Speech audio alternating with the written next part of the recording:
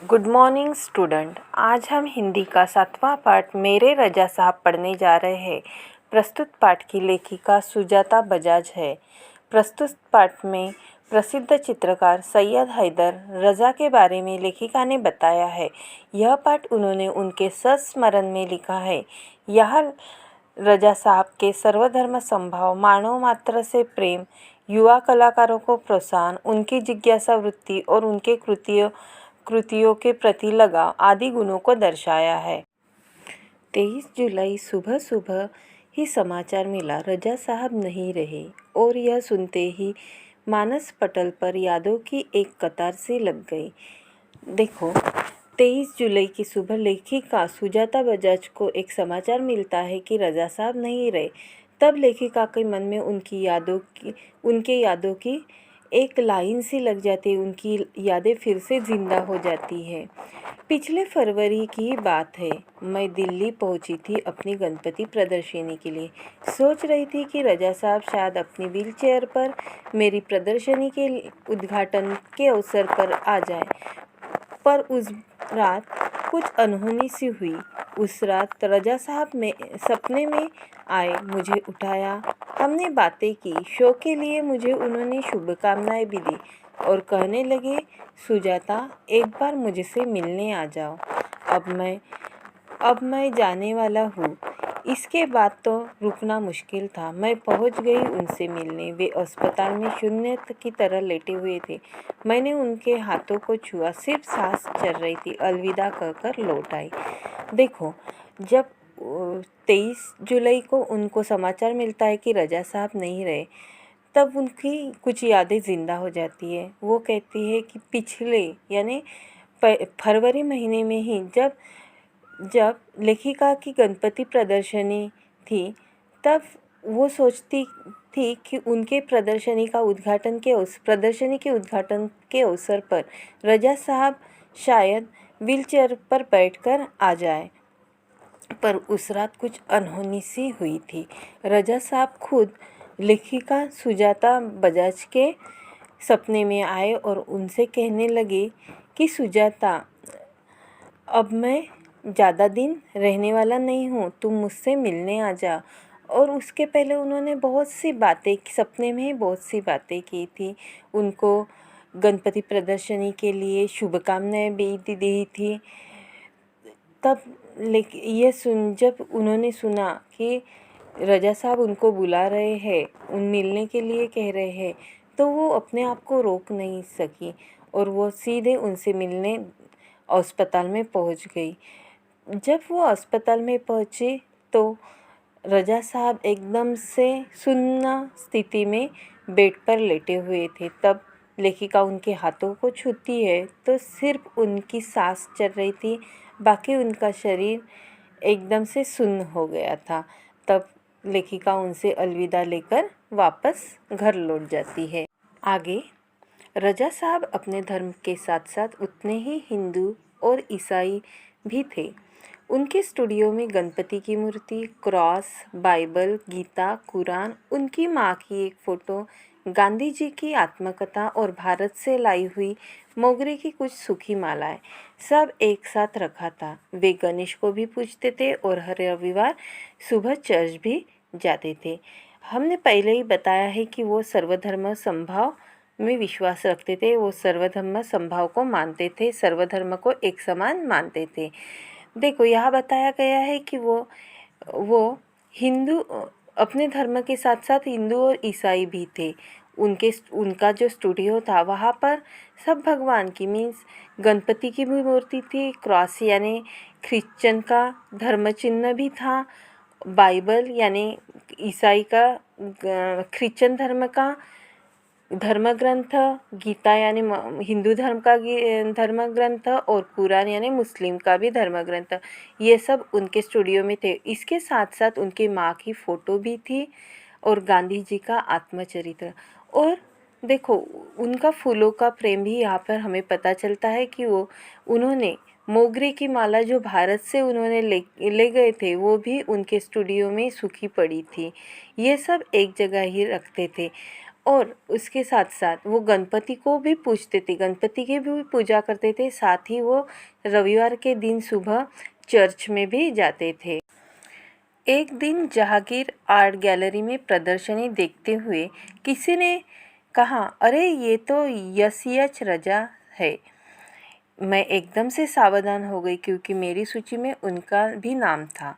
मैंने उनके पास जाकर कहा, रजा साहब आपसे बात करनी है। वे देखते ही रह गए। उन्होंने मुझे इंटरव्यू दिया, बहुत सारी बातें हुई। अचानक मुझसे पूछने लगे कि आप और क्या क्या करती है।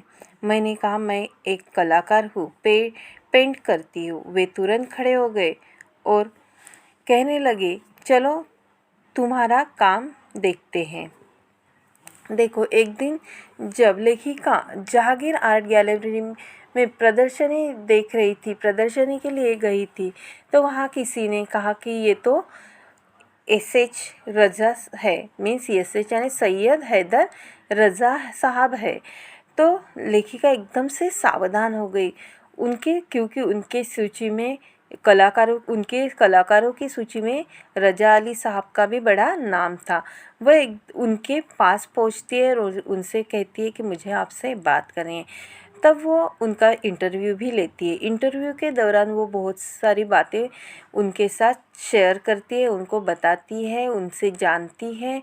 और वो रजा साहब बातों बातों में ही उनसे पूछते हैं, लेखिका से पूछते हैं कि आप और क्या करती है, आप मेरा इंटरव्यू लेने के साथ साथ और आपका कोई और कुछ काम है क्या। तो लेखिका कहती है कि मैं एक कलाकार हूँ, पेंटिंग्स करती हूँ, पेंट करती हूँ। वे तुरंत खड़े हो जाते हैं और कहने लगते कि चलो मुझे अभी आपका काम दिखाओ, मुझे तुम्हारा काम देखना है। मैं सोच में पड़ गई। मेरा काम तो पुणे में है। उन्हें बताया तो वे बोले, चलो पुणे। ताज होटल के सामने से हमने टैक्सी ली और सीधे पुणे पहुँचे। उन्होंने मेरा काम देखा और फिर कहा, आपको पेरिस आना है, आपका भविष्य बहुत उज्जवल है। छोटी से छोटी बात भी उनके लिए महत्वपूर्ण हुआ करती थी। बड़ी तन्मयता और लगन के साथ करते थे सब कुछ। पेंटिंग बिकने के बाद पैकिंग भी उनमें भी उनकी रुचि हुआ करती थी। कोई इस काम में मदद करना चाहता तो वो मना कर देते और किसी को हाथ लगाने नहीं देते थे। बड़े करीने थे, धैर्य के साथ पैकिंग करते थे। कहते थे कि लड़की ससुराल जा रही है, उसे संभाल कर भेजना है। जब वे किसी को पत्र लिखते या कुछ और लिखते तो मत पूछिए, हर शब्द हर पंक्ति को नाप तोल कर लिखते। फूल उन्हें बहुत प्यारे लगते थे। देखो, जब लेखिका कहती है लेखिका से हैदर अली साहब पूछते हैं कि तुम क्या काम करती हो, तब वो बस बताती है कि वो एक कलाकार है और पेंटिंग करती है। तब रजा अली साहब को रहा नहीं गया, वो तुरंत यानी खड़े होकर बोलते हैं, चलो मुझे तुम्हारा काम देखना है। तो लेखिका तब सोच में पड़ जाती है कि एक्चुअली लेखिका का काम तो पुणे में था। वो बताती है कि मेरा काम तो पुणे में है। तब वो तुरंत बोलते तो चलो पुणे, हम पुणे में जाकर तुम्हारा काम देखेंगे। तब वो दोनों ताज होटल के सामने से एक टैक्सी लेते हैं और सीधे पुणे में पहुंचते हैं। और वहाँ जाकर जब वो रजा साहब लेखिका की पेंटिंग्स देखते हैं तो उनकी कलाकारी देखते हैं, तो उनका काम देखकर वो बोलते हैं कि तुम्हारा भविष्य तो बहुत उज्जवल है, तुम्हें तो पेरिस आना चाहिए। और छोटी सी छोटी बात उनके लिए महत्वपूर्ण होती थी। उनमें छोटी सी छोटी बात में वो महत्व रखते थे। बड़ी तन्मयता और लगन के साथ कोई भी काम वो करते थे, ऐसे लेखिका यहाँ बताती है। लेखिका बताती है कि जब पेंटिंग बिकने के लिए बाद पैकिंग में भी उनकी रुचि थी। वो पेंटिंग की प्रदर्शनी लगती थी, तो पेंटिंग बिकने के बाद जब वो पेंटिंग अपनी बेचते थे तो उनकी रुचि पैकिंग में भी यानी रहती थी। वो किसी की मदद नहीं लेना चाहते थे कोई भी काम में। जब पैकिंग करते समय कोई पूछता था कि क्या मैं तुम्हारी मदद करूं, तो वो झट से मना कर देते थे। कि वो बहुत करीने थे, धैर्य के साथ पैकिंग करते थे और कहते थे कि लड़की ससुराल जा रही है, उसे संभाल कर भेजना है। वो अपने पेंटिंग्स यानी अपने कलाकारी को अपनी लड़की समझते थे, अपनी औलाद समझते थे। और जब वो किसी को पत्र भी लिखते थे तो हर शब्द, हर पंक्ति नाप तोल कर लिखते थे। फूलों से उनको बड़ा लगाव था। मुझे याद है 22 अक्टूबर 1988 को मैं लंदन से पेरिस को गार्दनी स्टेशन पर पहुंची थी। रजा साहब स्टेशन पर इंतज़ार कर रहे थे। ट्रेन लेट थी, फिर भी वह वहीं पर डटे रहे। मुझे मेरे हॉस्टल के कमरे में छोड़कर ही वे गए। देखो, लेखिका बताती है कि जब वो लंदन से पेरिस जा रही थी तब रेलवे यानी उनकी ट्रेन जो थी वो लेट थी, फिर भी रज़ा साहब वहाँ पर गार्दनी स्टेशन पर उनका इंतज़ार कर रहे थे। उनकी ट्रेन लेट होने के बावजूद वो वहाँ से डटे नहीं, मीन्स वहाँ से चले नहीं गए, फिर भी वो उनका इंतज़ार करते रहे। और जब वो पहुँची तो उनको उनके हॉस्टल के कमरे तक छोड़कर ही वो वापस गए। एक दिन मैं बीमार होकर अपने कमरे में पड़ी थी। रात 11 बजे रजा साहब ने मेरे लिए दवा और भारतीय रेस्टोरेंट से खाना पैक करवा कर पहुँचा गए। मेरे घर वालों को फ़ोन करके कहा, आप लोग चिंता न करें, मैं पेरिस में सुजाता की चिंता करने के लिए हूँ। तो देखो, लेखिका के प्रति उनको बहुत ही स्नेह था। जब पेरिस में लेखिका एक दिन अपने कमरे में बीमार पड़ी रहती है, तब उनको जब पता चलता है कि सुजाता बीमार है, तब वो रात के 11 बजे उनके लिए दवा और भारतीय रेस्टोरेंट से खाना पैक करके उनको पहुंचाते और उनके सुजाता यानी लेखिका के घर वालों को भी बताते हैं कि आपको चिंता करने की कोई ज़रूरत नहीं है, मैं यहाँ उसकी चिंता के लिए सक्षम हूँ। हर बार जब मैं या रजा साहब पेंटिंग पूरी करते तो सबसे पहले एक दूसरे को दिखाते। दोनों एक दूसरे के ईमानदार समालोचक थे। हमने मुंबई, लंदन, पेरिस, न्यूयॉर्क के साथ साथ प्रदर्शनी या की, पर कभी कोई विवाद नहीं हुआ। यह उनके स्नेह और अपनेपन के ही कारण हुआ। देखो, लेखिका बताती है कि जब रजा साहब या मैं अपनी पेंटिंग्स पूरी करते थे तो पहले एक दूसरे को दिखाते थे, पहले एक दूसरे का उसके प्रति सहमत लेते थे। दोनों एक दूसरे के ईमानदार समालोचक थे।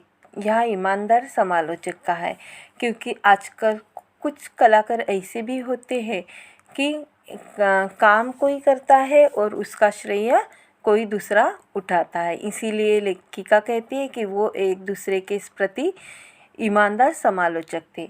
हमने मीन्स लेखिका ने और रज़ा अली साहब ने मुंबई, लंदन, पेरिस और न्यूयॉर्क में साथ साथ प्रदर्शनियाँ की, लेकिन उनमें कोई विवाद या कोई झगड़ा नहीं हुआ क्योंकि ये सब रजा साहब के स्नेह और अपनेपन के कारण ही सफल बन गई, या यही कारण है कि जो हम एक साथ हमारे कार्य करते रहे। हिंदी, उर्दू तो हमेशा से ही वो बहुत अच्छी रही है। अंग्रेजी, फ्रेंच भी वे बहुत अच्छी लिखते थे। कविताओं से बहुत प्यार था उन्हें। शेर, गज़ल और हिंदी फिल्मी गाने बड़े प्यार से सुनते थे। एक डायरी में भी साथ अपने पास रखते थे। हर सुंदर चीज़ को लिख लिया करते थे। मेरी बेटी हेलेना बहुत खूबसूरत हिंदी बोलती थी तो उन्हें बहुत गर्व होता था। वे हमेशा उसके साथ शुद्ध हिंदी में ही बात करते थे। लेखिका आगे कहती है कि रज़ा अली साहब की हिंदी और उर्दू तो हमेशा से ही बहुत अच्छी रही, लेकिन अंग्रेजी और फ्रेंच भी वो बहुत अच्छे से लिख लेते थे। उन्हें कविता से बहुत प्यार था। इसके अलावा वो शेर, गज़ल और पुराने हिंदी गाने सुनना उनको बहुत प्यारा लगता था। वो हमेशा अपने साथ एक डायरी रखते थे। जहाँ भी उन्होंने कुछ सुना या कुछ सुंदर देखा तो वो उसके बारे में अपने डायरी में लिखा करते थे। लेखिका की बेटी हेलेना भी बहुत अच्छे से हिंदी बोलती थी, शुद्ध हिंदी बोलती थी। तो रज़ा अली साहब को बहुत गर्व होता था और वो हमेशा उसके साथ शुद्ध हिंदी में ही बात करते थे। रज़ा साहब को अच्छा खाने का बहुत शौक़ था, पर दाल चावल रोटी आलू की सब्ज़ी में जैसे उनकी जान अटकी रहती थी। मैं हफ्ते में एक बार भारतीय शाकाहारी खाना बनाकर भेजती थी, उनके लिए, उनके फ्रांसीसी दोस्त के लिए। देखो, यहाँ लेखिका कहती है कि कलाकारी के साथ साथ रज़ा साहब खाने के भी बड़े शौकीन थे। फिर भी उन्हें दाल चावल रोटी और आलू की सब्ज़ी उनमें उनकी जान अटकी रहती थी, वो उन्हें बहुत पसंद करते थे। लेखिका हफ्ते में एक बार भारतीय शाकाहारी खाना उनके लिए और उनके फ्रांसीसी दोस्तों के लिए बनाकर भेजती थी।